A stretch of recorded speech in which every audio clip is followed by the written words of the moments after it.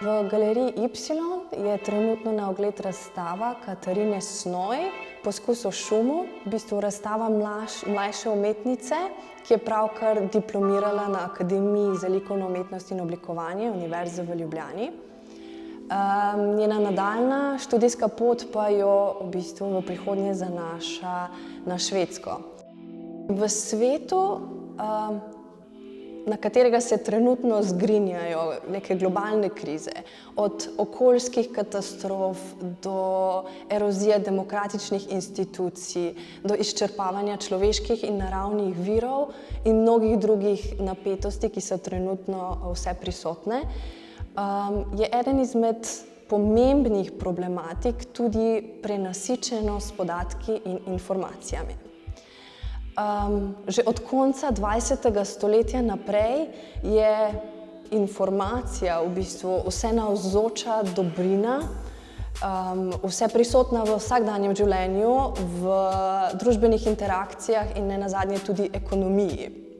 In znotraj te je posameznik tisti, ki jo konstantno sprejema, ki je konstantno podvržen toku novic, obvestil, šumov in dražljajev, ki prihajajo iz okolja. Znotraj tega nastajata v bistvu dva problema. Eden je kvantitativen, drugi je kvalitativen problem. Kvantitativni problem nakazuje na neskladje med množico, preobilico informacij in na drugi strani kognitivnih zmožnosti posameznika, ki to količino informacij prejema. Seveda kaže se potem v upadu pozornosti, v izgubi osredotočenosti, nepreudarni presoji. Na drugi strani pa kvalitativen problem kaže na erozijo, na krhanje samega pomena. Informacije postanejo neverodostojne, preobilne, redundantne in hkrati celo instrumentalizirane. Pri tem ne gre več za posredovanje znanja, temveč za proliferacijo znakov, torej za množično produkcijo znakov, ki samo podajajo še vtis smisla. S tem se seveda krha zaupanje v informacijske vire in slabi se zmožnost kritičnega razmišljanja. Posameznik pa vstopa v stanje duševne prenasičenosti in preobremenjenosti, ki mu ne omogoča refleksivne distance oziroma kontemplacije.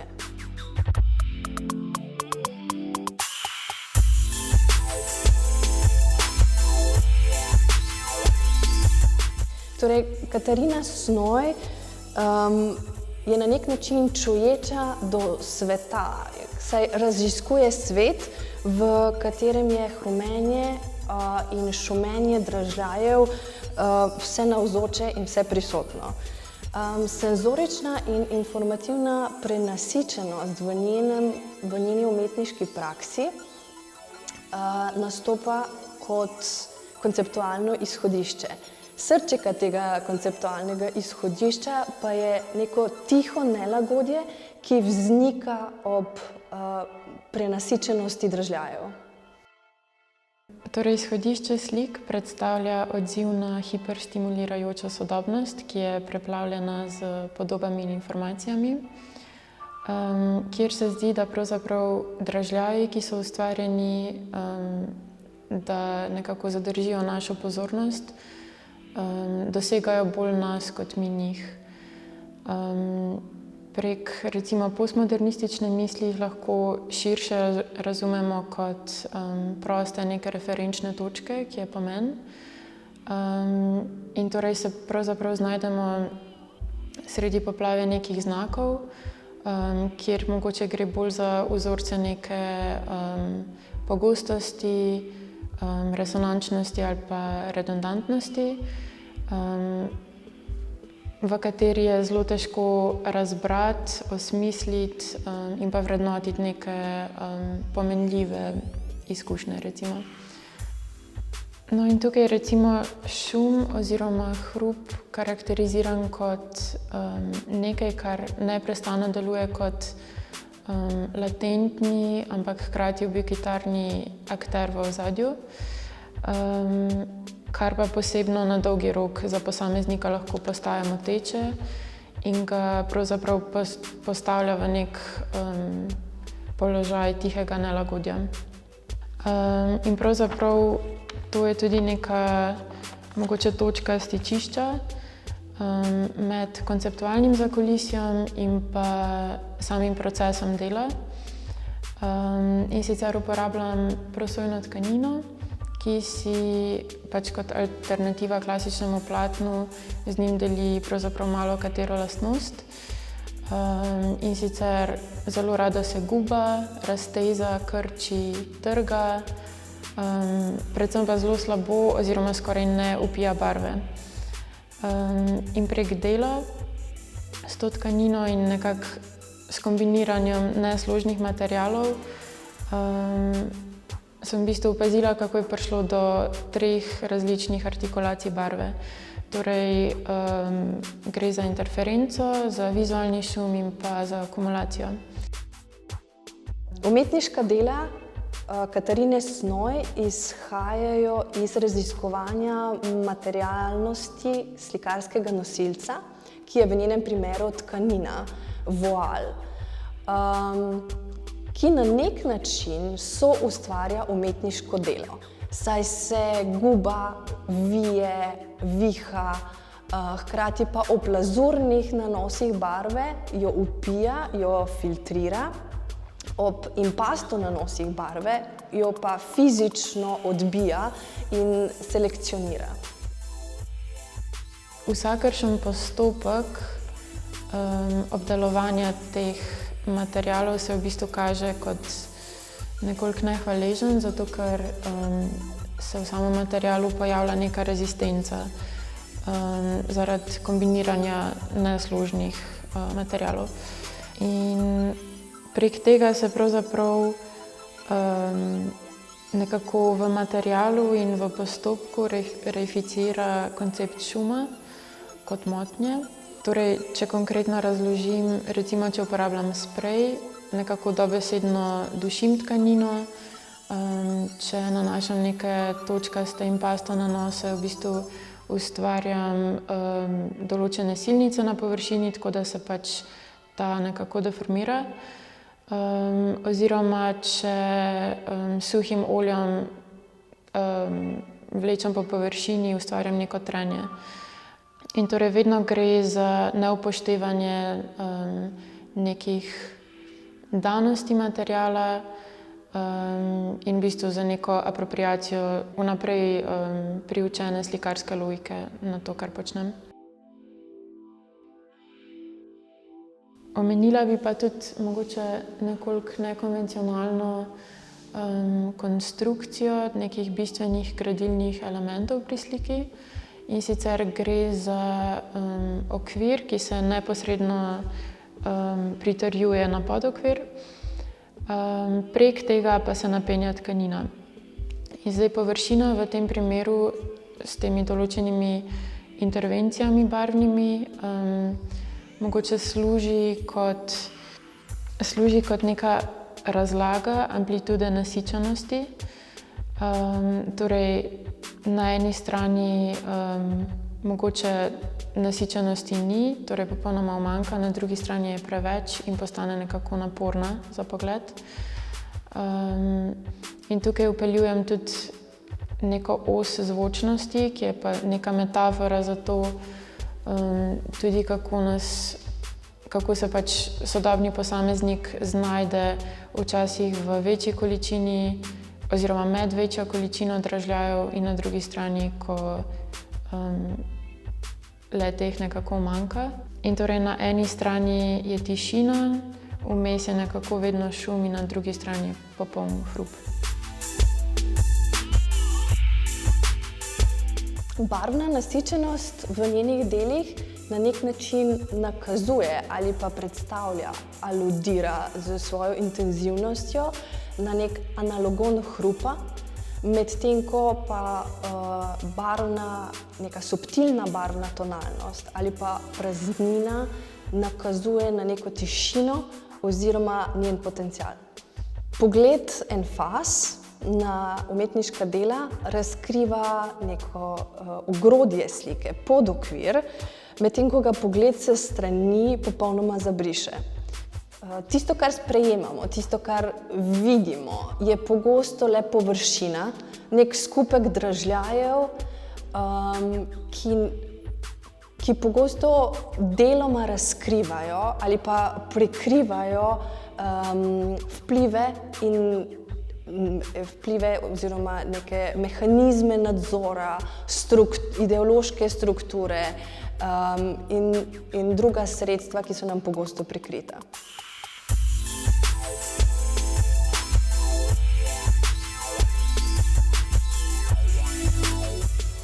Mogoče bi izpostavila to, da se slike ne opirajo na nek eksterni referent.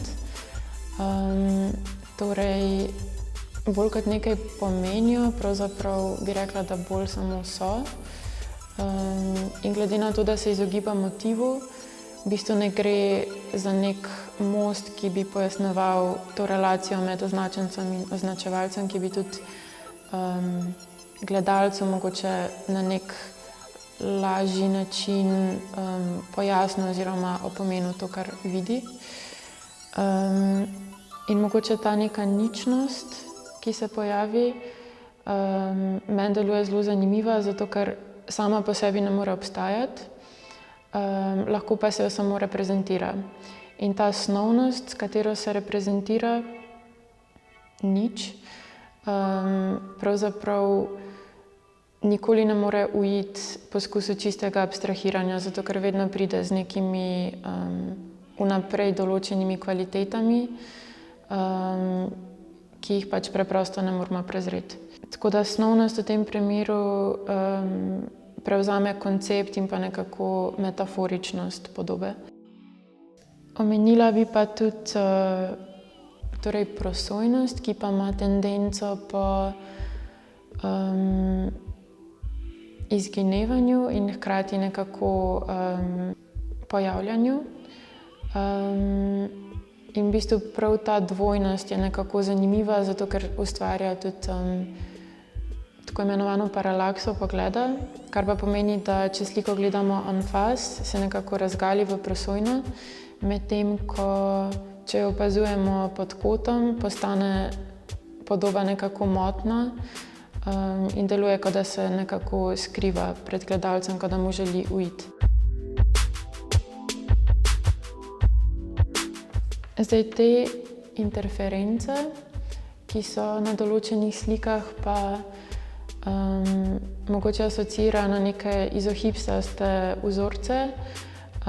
Predvsem pa nekako sem želela precizirati razmerje med končno podobo in pa nastajanjem podobe oziroma nekim procesom, v katerem je slika bila. In s tem nekako želim pojasniti, da tkanina ne prenaša določene količine barve, zato recimo na neki točki se pač prenasiti in jo, kot da bi jo izbluvala ven. In zdaj pri tem ne bi rekla, da gre za nek mogoče performativni bravado, ampak bolj za nek izgred, kjer, tako kot sem prej omenila, gre za neko apropriacijo slikarske logike na material, ki pač temu ne more parirati. Torej, motnja se pojavlja ali na površini ali za njo. Za konec bi pa mogoče še omenila to, kako je v bistvu zanimivo, da je slika danes mogoče zelo v nezavidljivem položaju, zato ker jo nekako vedno prehitevajo neki s časom bolj sinhronizirani mediji, ki delujejo bolj dostopno oziroma lažje nagovarjajo gledalca. Ampak sem mnenja, da slika prosto svojo tišino lahko mogoče pridobi neko zelo specifično izraznost in pa efektivnost, ki pač ustvarja drugačne relacije do gledalca, kot bi nek drug medij. In V bistvu gre bolj za neko, v mojem primeru, za risovanje neke paralelne logike s to nasičenostjo in obremenjenostjo in rezistenco, ki se pojavlja v materialu in hkrati, ki jo mogoče začutimo mi sami. In jo skušam nekako udomačiti v sliki in pa pač materializirati na površini. In bi rekla, da te slike nekako izhajajo neposredno iz tega problema, ampak hkrati ostajajo v dometu.